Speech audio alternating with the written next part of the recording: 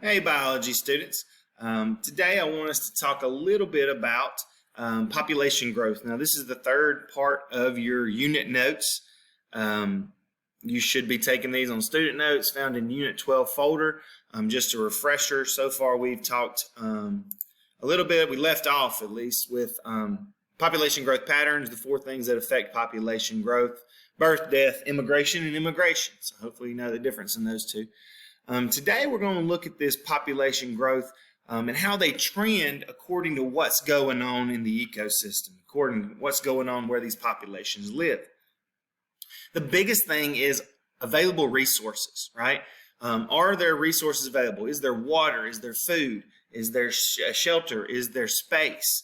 We'll also dig into some things like, are they being hunted? Are there predators in the area? But to start it off, I want us to look at two types of population growth. So we're talking about two different types of the way that a certain species will grow. One is called exponential growth. Exponential growth.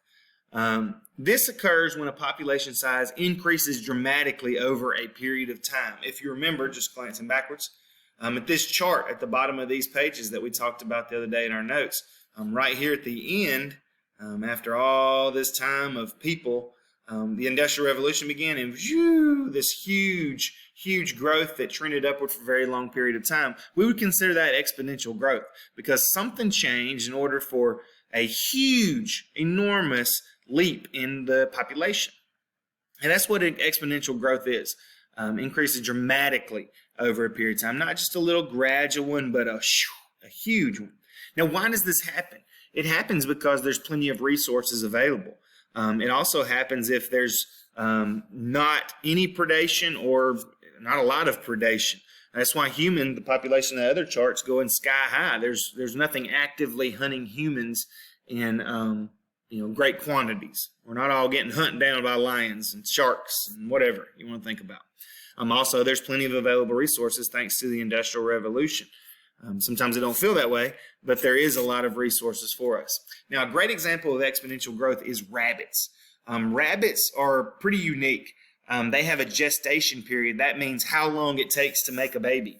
Humans have a gestation period of 9 months. Rabbits have a very short one, somewhere around 33 days. So think about once a month. So a mama rabbit only takes a month to, boom, produce some babies, and it don't take very much longer for her to get pregnant again. Okay, so she could have upwards of somewhere about maybe 6 to 8, litters, if you want to think of it that way, of baby rabbits. So we can have lots of rabbits in a very short period of time. That's really unique for a more developed mammal like a rabbit is. And so if everything's going right, there's plenty of food, there's plenty of water, there's not, predators picking off all the rabbits. Yeah, they're going to get some. These rabbits are going to grow pretty quickly, exponentially, in fact. This period of rapid growth, drastic growth. All right, looking at a second type of growth, it's called logistic growth.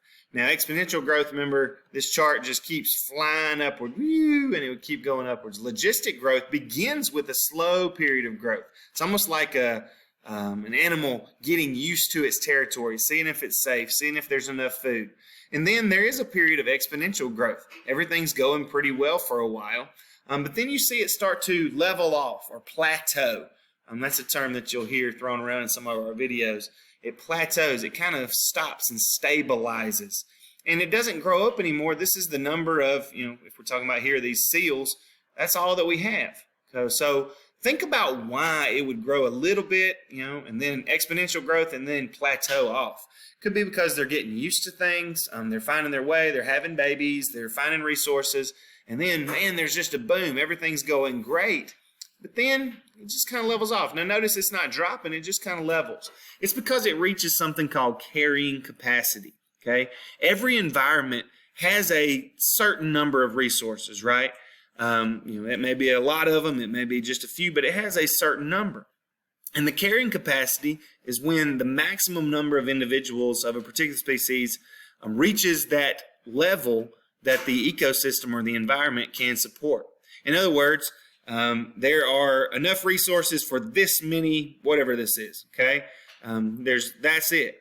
right? Or the seals here, we've reached the maximum number that can. Any other babies that are born are equal to the number of seals that are dying or getting, picked off or dying of old age. Okay, so that kind of equals it out. This carrying capacity is super important, and there's not just one thing that we can look at and go, hey, here's the number of fruits on a tree that causes the carrying capacity to be at blank.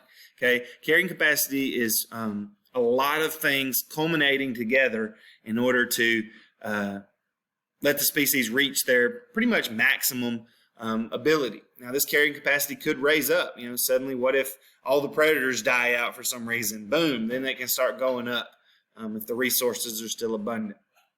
So this is a super important term we're going to keep coming back to. Now, not always does it plateau. At times, something can change in an environment, and it causes this population crash. And this is a dramatic decline in the size of a population over a very short period of time. Now, that's the important thing with this, a short period of time. It's not a gradual change, but it happens very quickly. There's been some debate here in the last couple of years about polar bears. Are they really just, dying out? Because that's what you hear all the time. But a lot of research has been kind of counter to that and showing, no, polar bears aren't dying out. They're simply shifting the way they live, where they live, or the way they do things, or their niche, right? They're changing up some things. But things do crash. And think about why populations can crash. What if there's an influx of predators that are picking them off? What if a food supply suddenly is gone because of disease? What if non-biotic factors like the temperature does change? See, that's where polar bears, a lot of people have been trying to tie the decline of this population to things like global warming or climate change. And that's where the debates began. But non-biotic factors like temperature or available water certainly can cause a population to plummet, to crash down. All right, so when we look at population growth, there's something called limiting factors. These are factors that have the greatest effect. Notice it's underlined because it's super important. The greatest effect on keeping down the size of a population. So in other words, why aren't these exponentially growing? Why are these species having logistic growth? Limiting factors are the reasons why, okay? Limiting factors. The term even makes sense. These are the factors or the reasons why they are being limited in their population, okay? Limiting factors. There's two main categories of limiting factors. Now, don't get these confused because they do kind of look the same, but they're not. All right, density dependent limiting factors, okay? These are two types of limiting factors. Density dependent is affected by the number of individuals in a given area. In other words, it's dependent on the population density. Remember, population density is the number of individuals in a certain area. In my classroom, there's about 25 of us, 25 humans per classroom, right? If we threw 100 people in this classroom, we would be more dense. They would be more limited resources. You'll see here, competition, things like that. So limited factors that are density dependent really depends on how many individuals are there, okay? And we'll see the difference here in a few. Several different types of density dependent limiting factors. One is competition. You put 100 people in my classroom and there's 4 donuts, we're going to start fighting over them, right? There's going to be competition. If there's only a certain amount of water, we see these zebras here drinking water. If there's only one watering hole, suddenly it becomes very valuable, right? Especially if there's more than one zebra. If there's thousands of zebras, that watering hole is certainly going to be fought over. So competition is a density-dependent limiting factor. Predation is also one. The population of predators can be limited by available prey.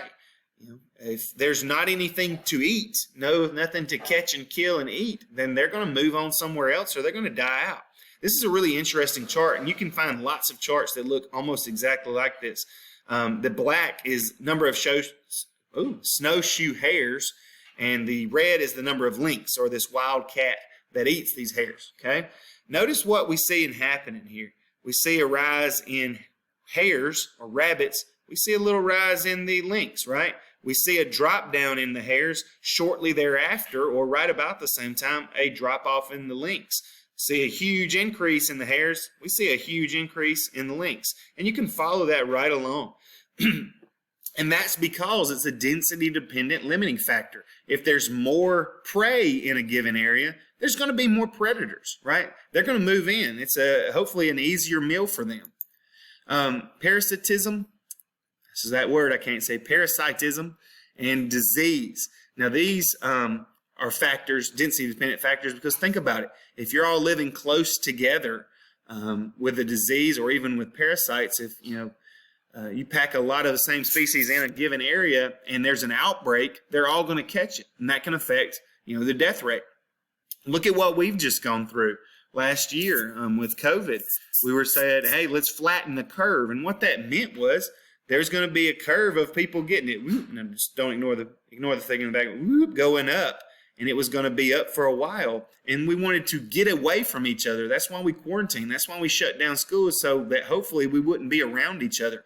We wanted to lower the population density. We didn't want to be around each other, so hopefully flatten that curve down. All right, so those were density-dependent limiting factors, right? They depended on how dense the population was. So diseases, competition, predation, they all depend on, is there a bunch of them in the same area? Okay, density independent, so just like it means to be independent, you're not relying on anybody else, you're not relying on anything. This is not relying on the density of the population. So density independent limiting factors, it really has to do with the environment, okay? Aspects of the environment that limit population growth regardless of density. One is unusual weather. Now think about this. These are all things that nobody can really count on. You couldn't make these predictions. If you've got a billion rabbits in one little area, yeah, you can make the assumption, oh, predation is definitely going to go up. Oh, there's definitely going to be competition for these carrots over here. Or, yeah, there's surely going to be, if there's an outbreak of disease, they are dead, okay? All these density independent, we can't really guess on these. We couldn't see it coming, okay? It really has to do with the environment. Unusual weather, absolutely. Unusual weather, going out of the patterns of things, this can affect the entire food web, right, of an area, of an ecosystem. It can completely change it. Think about if it's a dry season or a really, really wet season where there's flooding or there's a drought. All of a sudden, think about the base of that food web. Plants are no longer going to be able to grow, or they're not going to be able to survive, which then will affect primary consumers, secondary consumers, tertiary consumers on up the food web. So unusual weather, density independent. It's not dependent on how many there are, how many species there are. Natural disasters, this is of the same thought process. Things like volcanoes. Nobody's going, yeah, it's definitely going to erupt next year, so that's going to affect the population. Tsunamis, tornadoes, hurricanes, any of these natural disasters can just wipe through an ecosystem, and it can certainly affect the limiting factor. It is a limiting factor in that it can affect the population. Are these things going to top out, or are there going to be, obviously these deer here probably not going to stick around very much longer. If this lava is coming down the hill, most likely it's going to affect them, and they're going to have to leave, or they're going to die, right? Which either way affects the population. Either they're immigrating out, immigrating, or they're dying, right? So when they leave, guess what? They're going to carry their potential to have babies as well. Are they coming back to this area? Looking at the background, I would guess not. Okay, so think about that. That's easy to understand, hopefully. This is a density independent limiting factor that, yeah, it's going to affect the population greatly. And the last density independent limiting factor is human activity, okay? When we come through and destroy a habitat, even if it's for good reasons, you know what I mean? Like I love my house. I'm glad that we cleared the land for my house. But yeah, it affected the ecosystem. It affected the habitat of other species that were living there. Obviously, there's no oak tree growing in my living room. So we affect things when we come through and clear cut or produce farmland, or we coal mine or whatever, okay, or build huge cities. Also, we have this bad habit of introducing non-native species to areas. These are species that otherwise would not be in certain ecosystems. I lived in Florida for several years, and one of the big things down there near the Everglades is pythons. Pythons and these huge snakes that live there that are non-native. They would not be there, however. And once they're there, they have unlimited capabilities in predation. So yeah, it can definitely affect everything else going on around there. Human activities, density independent. And that completes your